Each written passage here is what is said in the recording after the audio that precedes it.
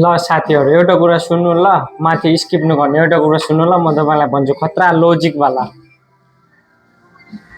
यो महिनामा लास्ट गर्मी नि भयो, यो महिनाभित्र पानी नि परियो, अनि यो महिनाभित्र हामीले वर्ल्ड कप नि हेऱ्यौँ, अनि यही महिनाभित्र आइपिएल नि हुनेवाला छ, अनि यही महिनामा चाहिँ हाम्रो नेपालको चुनाव भयो, बालिन शाहलाई जितेको नि हेर्न पायौँ।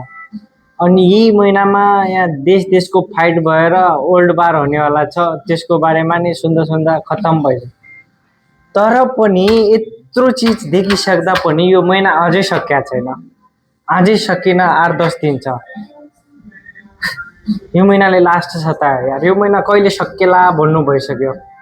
यो महिना अझै सकिएको छैन, यति लामो दिन लाग्दैछ कि अझै 8-10 दिन काट्न खत्तम।